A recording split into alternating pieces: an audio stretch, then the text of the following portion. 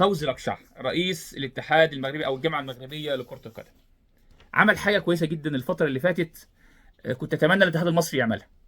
الحاجه الكويسه يا جماعه بنشيد بيها ونتكلم عليها. الراجل ده راح زار فريق الوداد المغربي الممثل للمغرب، زارهم في احد التدريبات عشان يقول للاتحاد المغربي احنا معاكم، انت ممثل المغرب وبالتالي احنا معاك. فكان واجب على الاتحاد المصري لكره القدم، ممثل في الاستاذ جمال علام او اي اعضاء مجلس اداره، انه يروحوا للنادي الاهلي تدريبه ويقولوا له احنا كاتحاد مصري معاك، زي ما حصل قبل كده. الزمالك لما وصل نهائي الكونفدراليه كان لازم الاتحاد المصري لكره القدم يروح لنادي الزمالك في تدريبه، عشان احنا كاتحاد مصري واقفين مع الفرقه المصريه اللي بتمثل مصر في نهائي افريقيا. ده مهم. ففوزي لقشع من الناس اللي انا بقول لكم قوي جدا في الاتحاد الافريقي، رئيس اتحاد قوي جدا في الاتحاد الافريقي، قوي جدا في الاتحاد الدولي.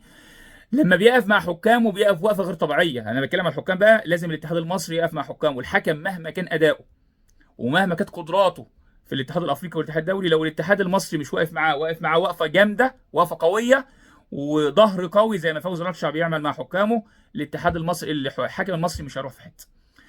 ده مثال جيد للاداره في الاتحاد المغربي لكره القدم. فوزي لقشع بنتكلم عليه شخصيه قويه، شخصيه مؤثره في الرياضه المغربيه.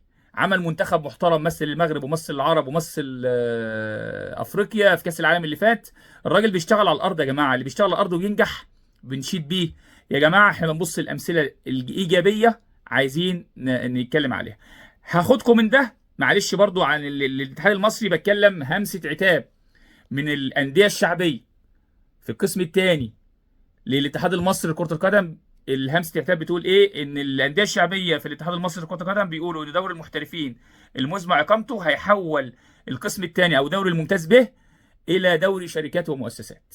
مش هتلاقي فرق شعبيه موجوده في الممتاز به اللي هو المؤهل